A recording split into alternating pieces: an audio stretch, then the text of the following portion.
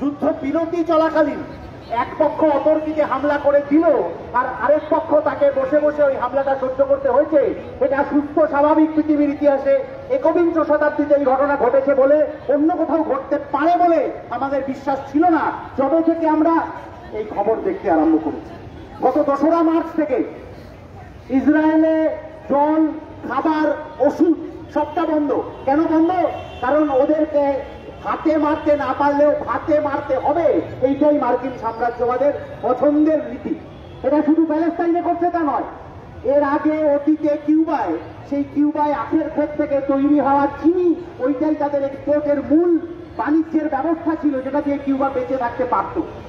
মার্কিন সাম্রাজ্যবাদ, মার্কিন সরকার ও ট্রাম্প আছে কি বাইডেন আছে সেটা কথা নয়, 17 বছর ধরে হেলিকপ্টার দিয়ে ওই আখের ক্ষেতে বিষ ছড়িয়ে ছড়িয়ে ওই কিউবা, ছোট্ট কিউবাকে হাতে মারতে না পারলেও ভাতে মারতে চেয়েছিল, যে যুদ্ধে যদি নাও পারি তোদের সাথে তাহলে এমন অবস্থা করব যে বেচা কেনা চলবে না তোদের দেশে। আর মার্কিনদের বেচা কেনা কি? গোটা পৃথিবী জুড়ে যত যুদ্ধ হবে মার্কিনদের তৈরি করা অস্ত্র বিক্রি হবে। অন্য কোনো দেশ থেকে অস্ত্র কিনতে গেলে মার্কিনরা তাদের ওপর নিষেধাজ্ঞা চাপাবে, আর মার্কিনদের থেকে অস্ত্র কিনতে হবে, অস্ত্র তৈরি হবে, বিক্রি হবে কোথায়? তার জন্য প্রতিটা জায়গায় একটা একটা করে যুদ্ধ বাঁধিয়ে রাখতে হয়। কখনো সেটা মধ্যপ্রাচ্যে রাখতে হয়, কখনো ইউরোপের অন্য কোথাও রাখতে হয়, কিন্তু যুদ্ধ না থাকলে ট্রাম্পের পেট ভরবে না, ইলন মাস্কেরও পেট ভরবে না। আর আমরা উল্টো দিকে যে দাঁড়িয়ে রয়েছি, ওই যে বাচ্চাটার ছবি, মাথায় এত দীর্ঘ ক্ষত নিয়ে যে বাচ্চাটাকে কাঁপতে কাঁপতে আপনারা প্রত্যেকে কালকে সোশ্যাল মিডিয়া ফেসবুকে দেখেছিলেন, 1.5-2 মাসের বাচ্চাটা, আমরা জানি না ওই বাচ্চাটা এখন আর বেঁচে আছে কিনা, কিন্তু ওই বাচ্চাটার মতো আরো হাজারো হাজারো বাচ্চা তারা আজকে রাতের মধ্যে আবারও মারা যেতে পারে। কারণ যে হাসপাতালগুলোতে অসুস্থ বাচ্চাগুলো যার গায়ে বোমা পড়েছে, স্প্লিন্টার পড়েছে, তারা যেখানে ভর্তি হয়েছে সেখানে কোনো ওষুধের ব্যবস্থা নেই। সোশ্যাল মিডিয়া খুব চমৎকার জিনিস। ওই যে এলন মাস্কের কথা বলছিলাম, ওই এলন মাস্কর তার ভারতীয় দুটো ভাইরা ওই যে বাচ্চাটার ছবি যে ফেসবুকে দিয়েছে, ছবিটাকে আটকে দিতে পেরেছে, কিন্তু ওরা সাম্রাজ্যবাদকে আটকাতে পারেনি, ওরা ট্রাম্পকে আটকাতে পারেনি, ওরা মোদীকে আটকাতে পারেনি। আর সেই আটকানোর জন্য আমাদেরকে রাস্তায় নামতে হয়েছে। কারণ আমরা জানি যে গোটা পৃথিবী জুড়ে এরকম মানুষ আছেন যারা ওই লড়াইয়ের বিরুদ্ধে, ওই মনুষ্যত্বহীনতার বিরুদ্ধে কথা বলবেন, সেই জন্য মানুষ রাস্তায়। এত যুদ্ধ কেন? কারণ পয়সা। কিছুদিন আগে ওই যে এখন বিজেপির নেতারা মিডিয়ায় বলে বেড়াচ্ছেন না যে বাংলাদেশের ব্যাপারে তো নামেনি, এই রাস্তা দিয়ে বাংলাদেশের ঘটনার প্রতিবাদে বামপন্থীরা মিছিল করেছে। আরে তখন কি বললেন বিজেপির লোকেরা? বললেন চট্টগ্রাম নাকি দখল করতে হবে। আচ্ছা, যদি দেশের মধ্যে যুদ্ধ লাগে তাহলে তো দখল করতে হয়, আমি জানি, রাজধানী। চট্টগ্রাম কেন দখল করতে হবে? কারণ আপনি পশ্চিম ভারত থেকে শুরু করে এই পূর্ব ভারত পর্যন্ত যতগুলো গভীর সমুদ্র বন্দর আছে ভারতবর্ষে, আরব মহাসাগরে, ভারত মহাসাগরে, বঙ্গোপসাগরে, প্রতিটার দখল আদানির হাতে চলে গেছে। আর ওই গভীর সমুদ্র বন্দর থেকে যখন ব্যবসা হবে তখন আদানির লাভ হবে।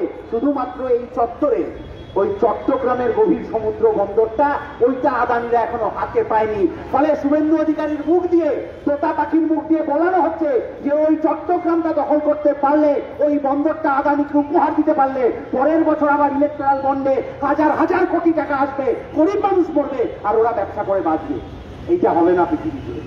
ওই যে সন্তানের পিতাকে দেখছেন যে শেষ বিদায় দিয়ে দিচ্ছে তার সন্তানকে, ও যেভাবে লড়াই করেছে পৃথিবীর শেষ যুক্তিবাদী মানুষ পর্যন্ত ওইভাবে লড়াই করবে। ওদের স্লোগানটা আমাদের মনে রাখতে হবে, from the river to the sea Palestine will be free.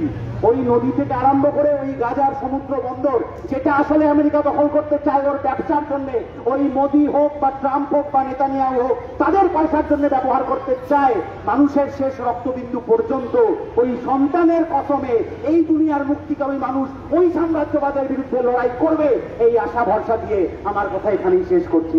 বিপ্লব দীর্ঘজীবী হোক। আজকের বিক্ষোভ সভা এখানেই শেষ হচ্ছে। 3 মাস আগে আমরা এখানে এসেছিলাম এই একই বিষয়ে, যে আমেরিকা কেন এখনো পর্যন্ত ইসরায়েলকে সমর্থন করছে, অস্ত্রশস্ত্র পাঠাচ্ছে, কোন স্বার্থে? যে অস্ত্র দিয়ে রাতের অন্ধকারে এক রাতের মধ্যে 400 জনকে খুন করা হলো সিজফায়ারের মধ্যে দাঁড়িয়ে, যে অস্ত্র দিয়ে 183 জন শিশু মরে গেল, সেই অস্ত্র আমেরিকার হাত থেকে গেছে ইসরায়েলের কাছে। সেই অস্ত্রের কারবারের পেছনে ভারতের অর্থনীতির টাকা আছে। কেন্দ্রের সরকার, বিজেপি সরকার ইসরায়েলকে সমর্থন করছে এখনো, গণহত্যাকারীদের পাশে দাঁড়াচ্ছে এখনো।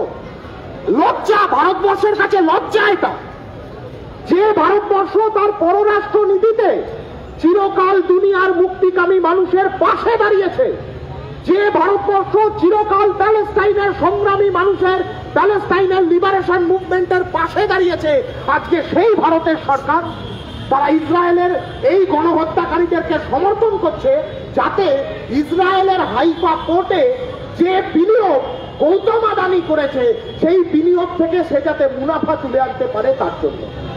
গৌতম আদানি ইসরায়েলের হাইফা কোর্ট থেকে বিনিয়োগ আনবে বলে আমার দেশ, সেই দেশের সরকার গণহত্যাকারীদের সমর্থন করছে। গোটা দুনিয়ার মানুষ জানছে যে ভারতবর্ষের মানুষও যেন গণহত্যাকারীদের সমর্থন করছে। এই কারণে পথে নামা দরকার। আমার দেশের সরকারের স্ট্যান্ড আর আমাদের স্ট্যান্ড যে এক নয়, এই দেশের মানুষের স্ট্যান্ড যে এক নয়, সেইটা সোচ্চারে বলবার জন্য রাস্তায় নামা দরকার।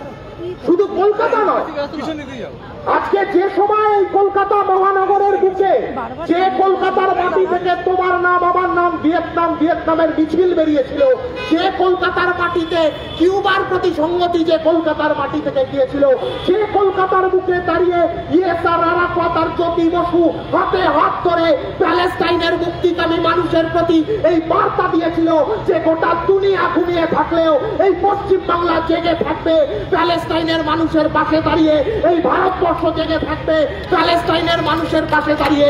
সেই কলকাতার মাটিতেও যেমন আমরা আজকে এক জায়গায় হয়েছি, দিল্লির বুকে যন্তর মন্তরের সামনে এই মুহূর্তে দাঁড়িয়ে এসএফআই, ডিওয়াইএফআই, গোটা দিল্লির আশপাশ থেকে সমস্ত ছাত্র যুবরা তারা জড়ো হয়েছে এই আওয়াজটা তোলবার জন্য। এই যে তফাৎ, এই যে ডিফারেন্স, এইটা রেজিস্টার করাতে হবে। আমাদের কথা 500 জন শুনলো কি 5000 জন শুনলো কি 5 জন শুনলো তাতে কিচ্ছু যায় আসে না।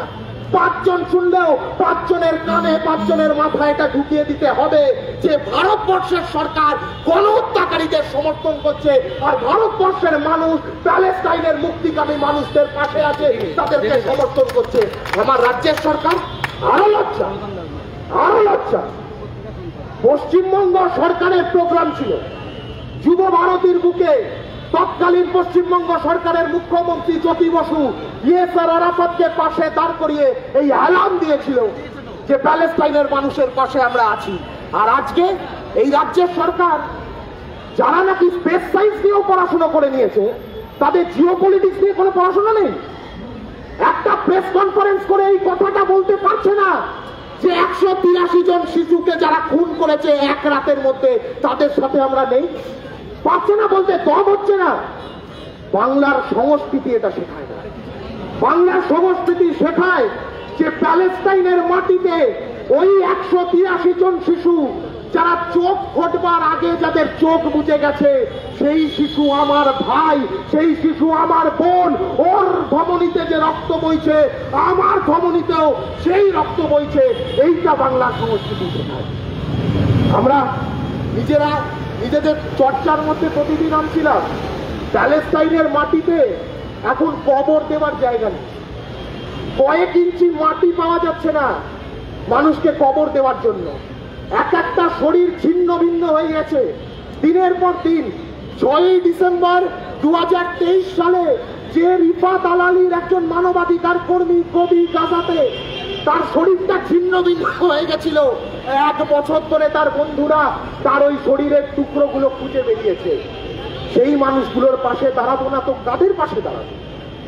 বিজেপি 100টা কথা বলছে, কেন বামপন্থীরা রাস্তায়, কেন এসএফআই, ডিওয়াইএফআই রাস্তায় নামবে? আমরা বলছি আমরা কাদের জন্য রাস্তায় নামবো, কাদের জন্য রাস্তায় নামবো না, সেটা এমন কারোর কাছ থেকে শিখবো না যারা ভারতবর্ষের পররাষ্ট্র নীতিকে বিক্রি করে দিয়েছে আমেরিকার কাছে, তাদের কাছ থেকে শিখবো না। গোটা দুনিয়ার মাটিতে যেখানে এই আগ্রাসন, সংখ্যাগুরু মানুষের আগ্রাসন সংখ্যালঘুর ওপরে, যেখানে যতবার এই ধরনের এথনিক ক্লিনজিং হওয়ার চেষ্টা হয়েছে, আমরা সাউথ আফ্রিকার পাশেও ছিলাম, অ্যাপার্থাইডের সময় অ্যাপার্থাইডের বিরুদ্ধেও আমরা রাস্তায় নেমেছি। যতবার যেখানে কোন জনজাতিকে নিশ্চিহ্ন করে দেওয়ার চেষ্টা হয়েছে, এই দুনিয়ার ভূখণ্ড থেকে, এই দুনিয়ার ম্যাপ থেকে কোন ভূখণ্ডকে মুছে দেওয়ার চেষ্টা হয়েছে, ততবার আমরা রাস্তায় ছিলাম, আমরা রাস্তায় আছি, আমরা রাস্তায় থাকবো। গুগল ম্যাপ থেকে প্যালেস্টাইনের ভূখণ্ডটাকে মুছে দিয়েছে। গুগল ম্যাপে আর প্যালেস্টাইনকে খুঁজে পাওয়া যায় না। প্যালেস্টাইনের উপরে বড় বড় অক্ষরে লেখা আছে প্যালেস্টাইনের ভূখণ্ড যেটা, সেই ভূখণ্ডের উপরে বড় বড় অক্ষরে লেখা আছে ইসরায়েল। আমরা বলছি কেন?